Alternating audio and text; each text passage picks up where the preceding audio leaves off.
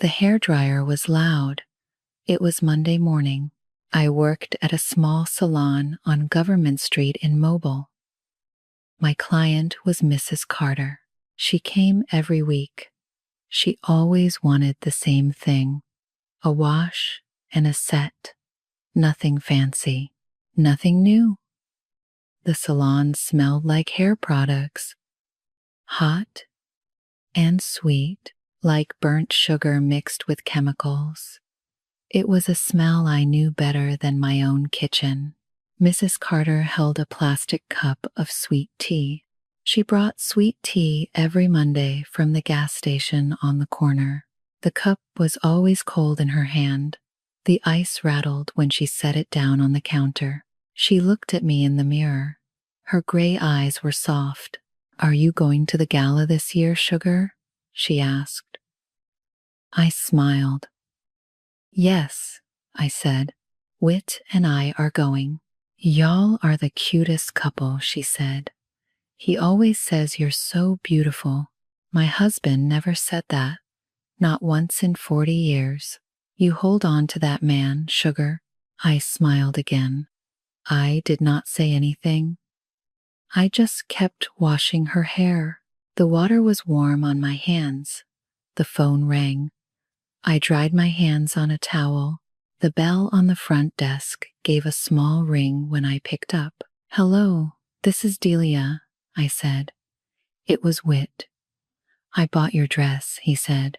"Red, long. It will be at the house tonight." "What size?" I asked. I told them your size. "Okay," I said. He hung up. The line went dead. The dial tone was loud in my ear before I put the phone down. The afternoon was slow. The clients came and went. Some wanted a wash. Some wanted a cut. One little girl wanted purple in her hair for her birthday.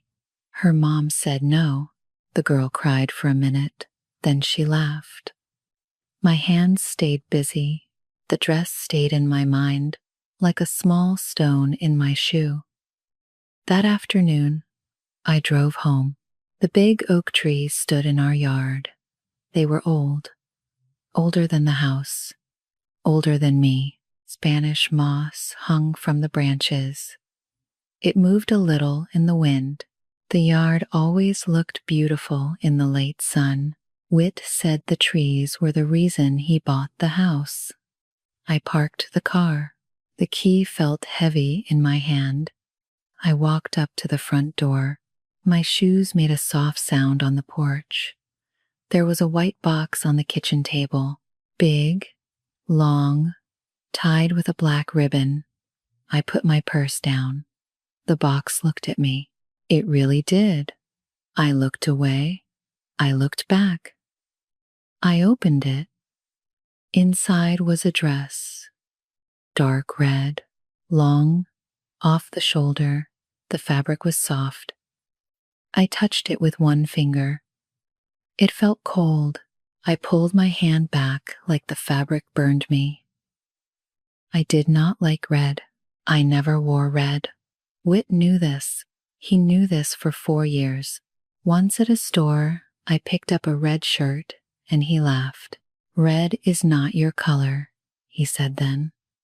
"You look like a fire truck," so I put it back. I never bought red after that. I took the dress to the bedroom. I put it on. The mirror showed a woman in red. Her face was thin. Her eyes were small.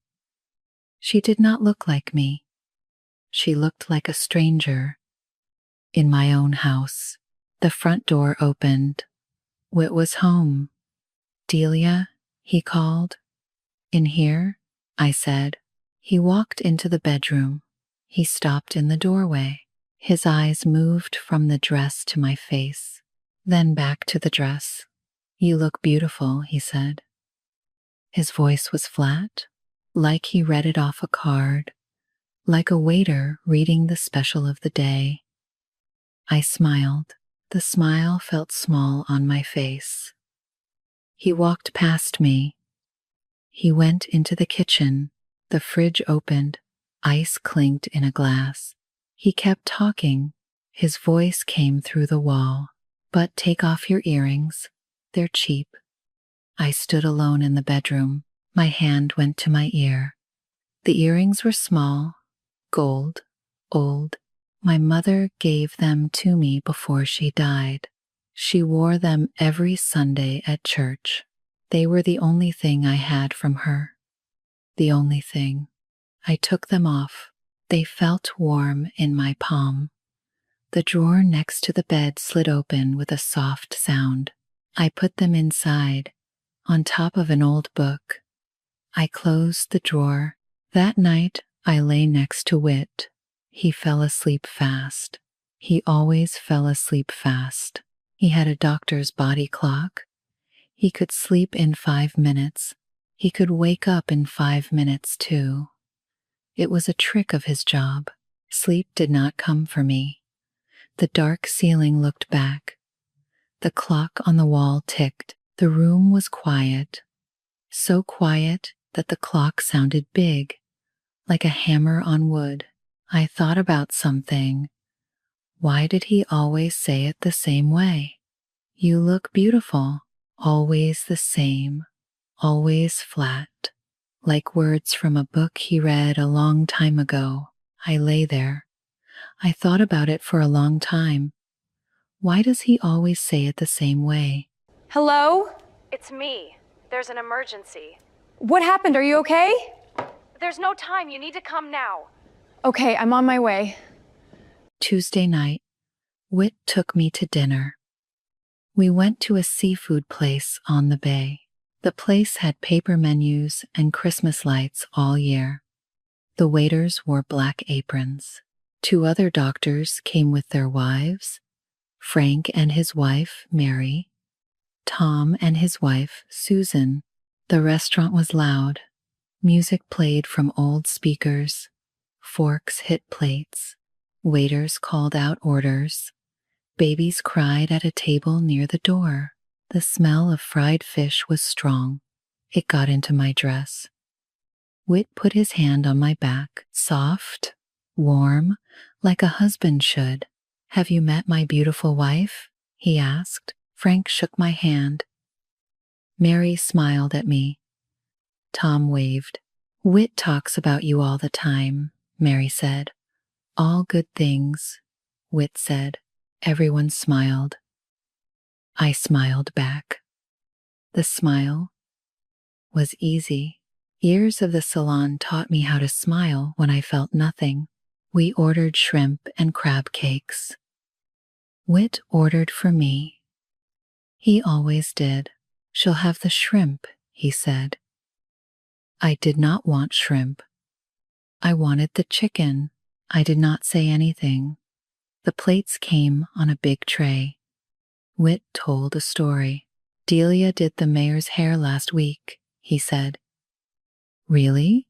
Frank asked. For real, Whit said. She works at that little salon on Government Street. The mayor came in last minute. Delia made it work. The mayor went on TV the next morning. Best hair he's had in years, he told me. Oh, that's so sweet, Mary said. Whit kept talking. He told the whole story. His voice was warm. He made me sound special. People at the table looked at me with kind eyes. I felt small and large at the same time. Big in their eyes, small in my own. Everyone laughed at Frank's joke about doctors and bad coffee. I laughed too. The wine was good. The food was good. Whit's hand stayed on my back. After dinner, we got in the car. The doors closed. The world got smaller. The drive home was quiet. Whit did not speak for 2 miles. The streetlights moved past the window. Spanish moss hung from the trees in the dark. The car smelled like the cologne Whit put on before dinner. Then he spoke. You laughed too loud at Frank's joke, he said. It wasn't that funny. Sorry, I said. He did not answer. We stopped at a red light. The blinker clicked. And you ate too fast, he said. You looked hungry. I said nothing. My hands were in my lap. I looked out the window. The light turned green. He drove on. The rest of the way, neither of us spoke. The car was quiet. The engine sounded too loud in the quiet. Thursday morning, I was back at the salon. The first client was Miss Janet. She was 70 years old. She came every Thursday. She always wanted the same cut. Short, easy. She paid in cash. She left big tips. The smell of permed hair filled the room that day. Strong, chemical. It made my eyes water if I stood too long over it. Another stylist had a perm client at the next chair. I started cutting. The scissors were sharp. The little metal sound was the only thing in my ears for a moment. How's Whit, honey? Janet asked. He's fine, I said. Janet was quiet for a moment. Her eyes went to the mirror. She looked at me, not at herself. You know, she said, I used to do hair for Caroline. Caroline was Whit's first wife. She died 6 years ago. Sick, heart problems, Whit said. He did not talk about her much. There were no photos of her in our house, none. She was a sweet girl, Janet said. Real sweet. I remember when Whit brought her in here. He came with her to the salon. He sat right there in that chair by the window. He bought her a green dress for the gala that year. Big surprise. She hated green. My hand stopped on the scissors. Just for a second. The salon was loud around us, but I could not hear it now. Did she wear it? I asked. She wore it, Janet said. He said she was beautiful in it. She cried in my chair after the party. I had to fix her makeup before the photos. She told me she felt like a stranger in her own skin all night.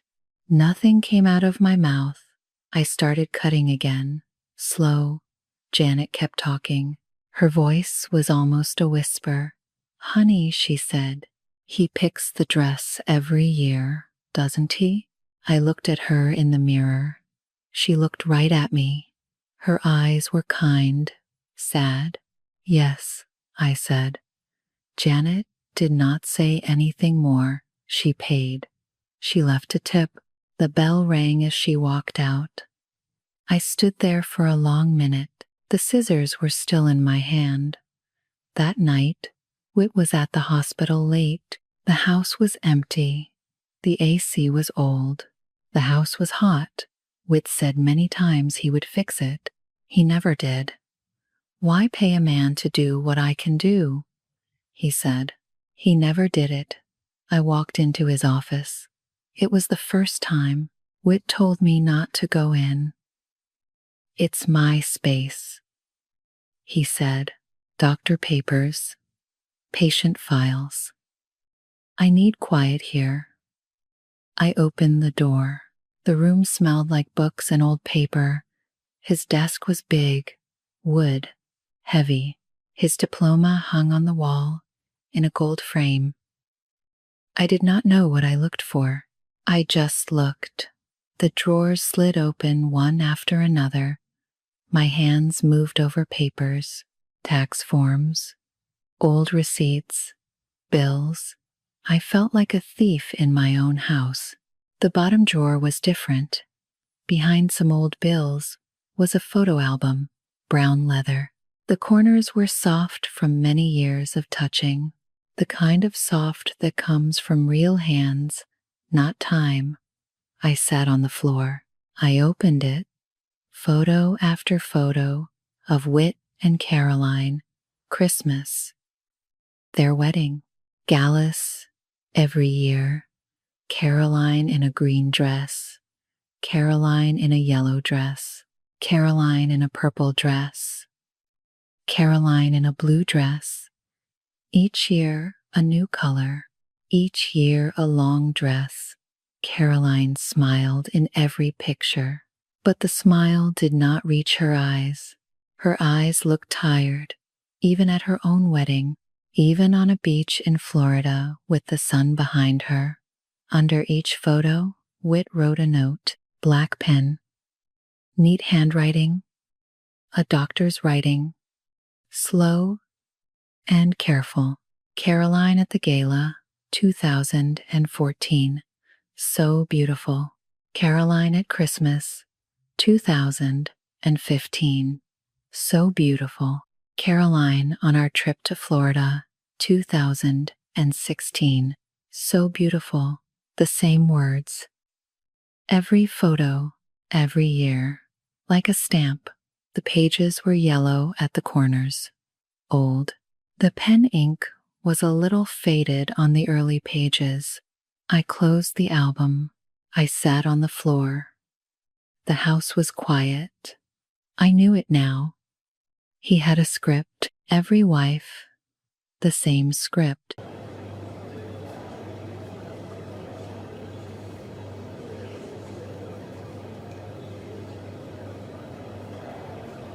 Saturday morning, Whit went golfing. He left at 6. He always played Saturday mornings with the other doctors. He played until lunch, sometimes longer if they did the clubhouse lunch after. He came home smelling like grass and beer. I stayed in bed for a while. The house was empty. The coffee maker rattled in the kitchen when I turned it on. It was old. Whit said we did not need a new one. He drank coffee at the hospital. He did not see why I needed a fancy machine for myself.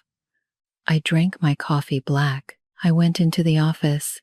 His chair was big, soft, leather. I sat down. The drawers were the same as before. I went through them again. I did not know why. Maybe nothing. Maybe everything. The bottom drawer. Behind the tax notebook, there was something I did not see before. An old envelope. Yellow, soft, worn at the edges. On the front, written in pencil, for whoever comes after me. My hands shook. I held the envelope for a long time. I did not want to open it. I did not want to know. But my fingers opened it anyway. Inside was one folded paper. The paper was thin, soft, like a tissue someone used many times, like she held it many times before she put it away, maybe for years. I read it. If you're reading this, you married him too. I'm sorry. He will buy you dresses you don't like. He will say you're beautiful in front of his friends. He will tell you to be quiet on the drive home. I wrote this and put it here because I was too tired to leave him. Maybe you are not too tired. Maybe you are. I'm sorry I didn't burn it down before you came. Caroline, that was all. No date. No more words. I read it again. Slower, then a third time. I did not cry. I sat on the floor. The house was hot. The air felt thick on my skin. The AC made a small sound, but no cold air came out. Sweat ran down my back. I put the letter back in the envelope. I held it to my chest for a moment. Then I put it in my purse. I could not stay in that house. The walls felt too close. I drove to the salon. The salon was closed on Saturdays. I had a key. The bell rang when I let myself in. I sat in a styling chair. The salon smelled like hairspray and shampoo. No hair dryers. No music. Just quiet. I sat there. I did not move. I looked at my own face in the mirror. I did not know the woman in the chair. The bell on the door rang. I jumped. It was Janet. She saw my car outside. She told me later she came every Saturday for coffee at the place next door. "Hi, sweetheart," she said. She did not ask why I was there. She walked over. She sat in the chair next to me. She did not say anything else. 10 minutes passed, maybe more. The clock on the wall ticked. We just sat there, two women in two chairs. Then she spoke. "What are you going to do, sweetheart?" she asked. "I don't know yet," I said. "Caroline didn't know either," Janet said. "She waited too long." My eyes went to her face. "How did she die?" I asked. Janet was quiet for a long time. Her hands were in her lap, old hands, soft and spotted. "She got sick," Janet said. "The doctors said her heart. I think it was something else. I think it was him, slow, you know, like a small leak in a tire. You don't see it. One day the tire is flat." I did not say anything. I just nodded. Slow. Janet stood up. She put a hand on my shoulder. The hand was warm. It stayed there for a long second. Then she walked out. The salon stayed quiet for an hour after she left. I thought about Caroline, about her green dress, about her tired eyes in the photos. Then I drove home. In the kitchen, I checked my bank account on my phone, my personal account, the one Whit did not know about. I opened it 3 years ago when my mother died and her small life insurance came in, $612. That was all the money I had in the world. Whit controlled the joint account. He gave me money for groceries, for gas, for my hair products. He always asked for receipts, $612. It was not much, but it was mine. That night, Whit came home late. He smelled like the golf course. He went into the office. There was a small sound. The drawer opened and closed. I held my breath. He walked out of the office. He stood in the kitchen doorway. The light from the kitchen made his face hard to read. "Delia," he said, "come here." I walked over. My feet were cold. My hands were cold. "Did you go in my desk?" he asked. "Yes," I said. He looked at me. Then he smiled, a small smile. I could not read it. "I see," he said. He kept smiling. His voice was light, almost happy, like a man at a party who heard a small joke. "The gala is in 5 days," he said. "Don't embarrass me." He walked past me. He went upstairs. The bedroom door closed. The lock clicked. He never locked the bedroom before. The kitchen felt empty. Just me and the old fridge and the slow ticking of the wall clock. I did not sleep next to him that night. The sofa was small. My feet stuck out, but I slept a little. I woke up at 5 in the morning. The house was quiet. Whit was still asleep upstairs. Caroline's letter was in my purse. I took it out. I folded it small. I put it in the pocket of my jeans. The pocket was warm against my leg. I knew what I would do at the gala. I just did not know if I could do it.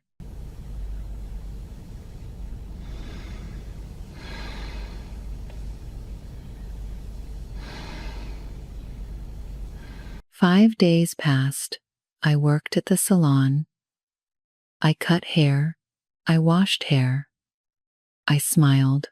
Smiles came easy at the salon, even when I did not feel them. Whit and I did not talk much at home. He acted like nothing happened. He even brought me flowers on Wednesday. Yellow roses, 12 of them.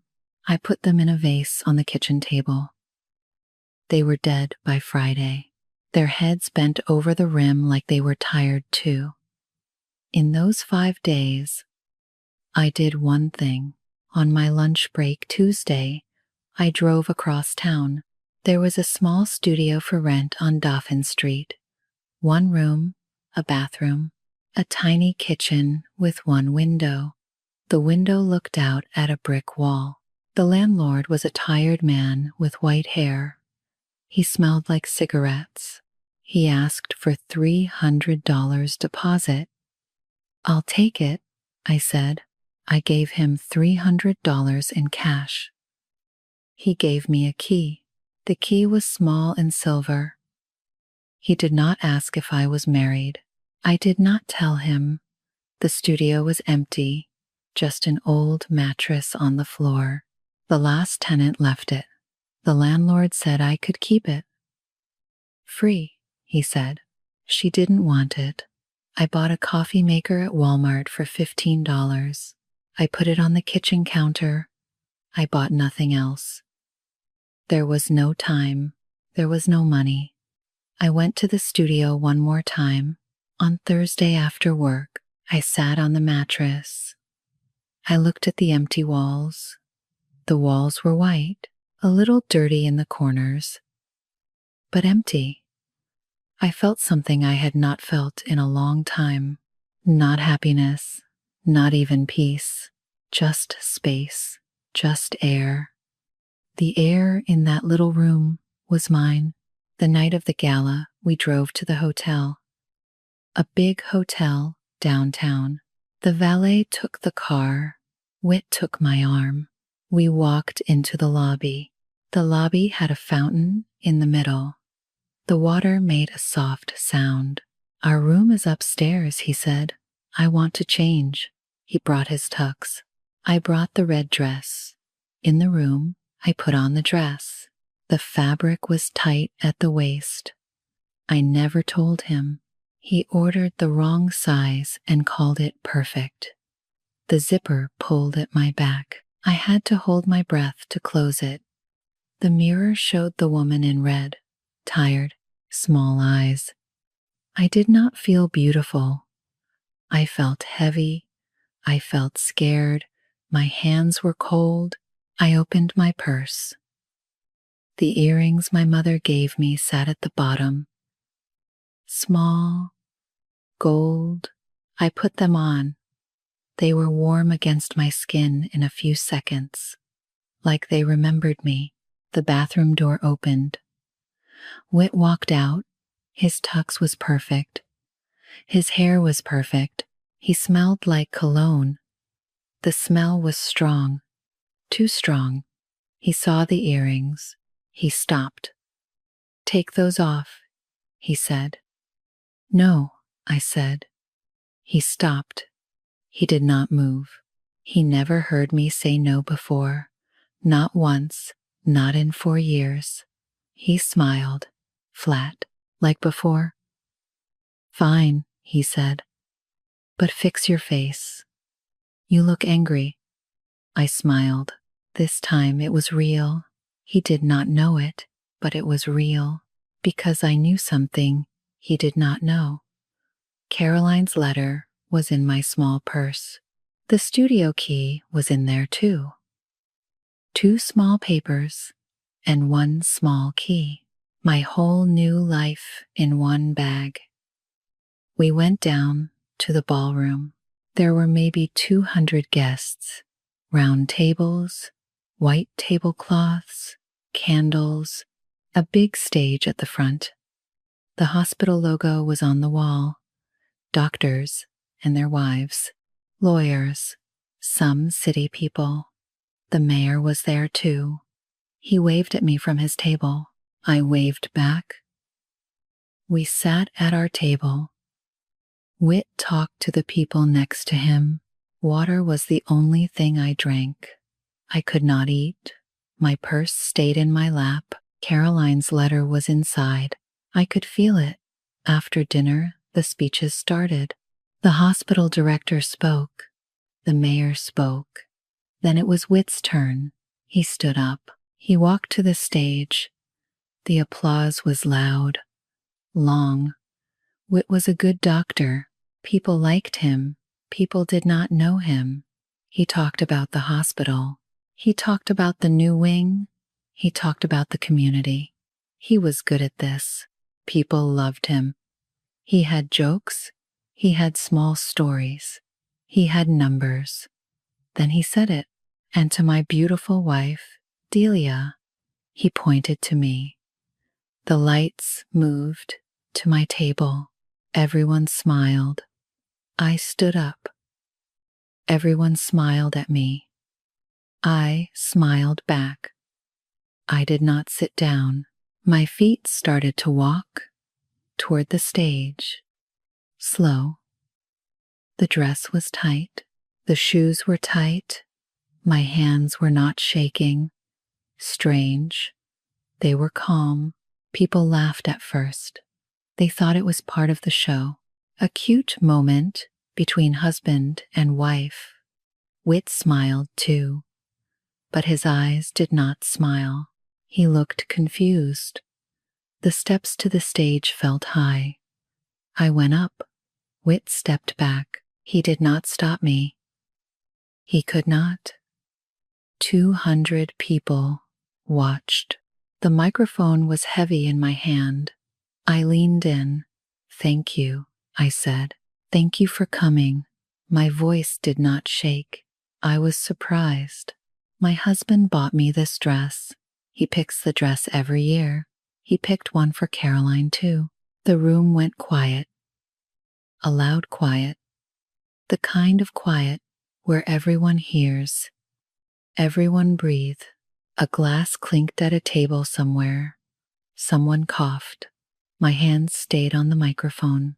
I kept going. Caroline left me a letter. I won't read it tonight, but she said to tell you. She said to tell you she was tired. Whit stood frozen. His face was white. His hands hung at his sides like they did not belong to him. "I'm tired too, so I won't be here next year. Thank you for the dress, Whit. It's a beautiful dress." The microphone went down on the podium. My shoes clicked on the floor.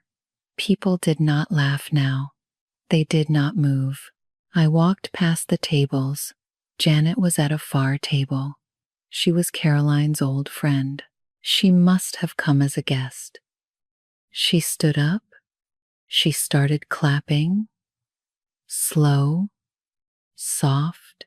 Another woman at another table stood up, then another, 3 women, then 5, then more.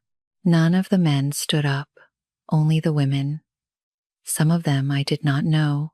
Some of them looked old, some looked young. They all stood. I walked out of the ballroom. The doors closed behind me with a soft click. The lobby was big. My feet hurt. The dress was tight. I did not look back.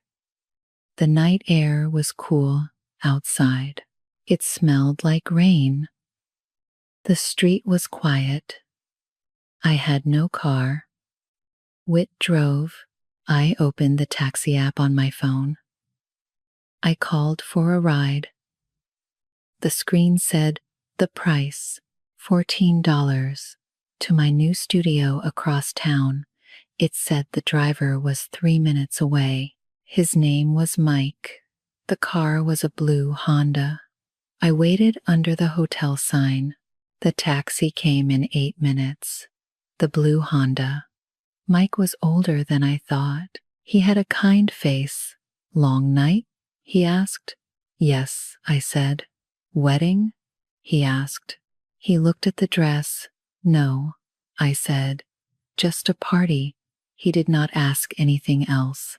He just drove.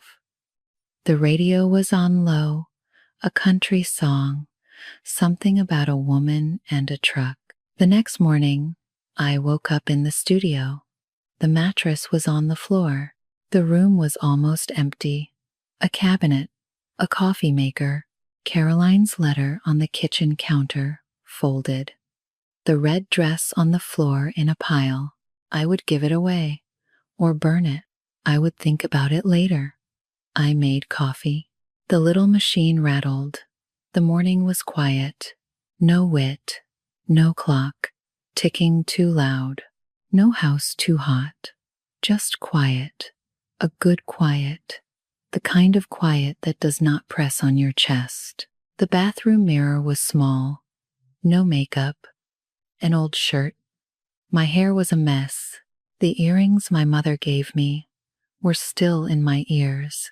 I forgot to take them off when I went to bed. I smiled at myself, for no one else, just for me. You look beautiful, I said, out loud, to the woman in the mirror. For the first time in 4 years, I believed it. This is how it ends. There is no victory here.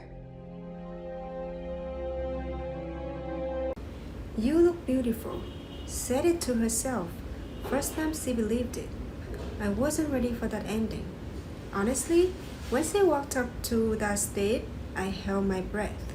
No speech prepared, no plan, just a microphone and 200 people, and the truth. Janice standing up first. That got me more than anything. Who stood up in your life when you needed it the most? Tell me below and I will read them all. Thank you so much for watching and see you in the next video.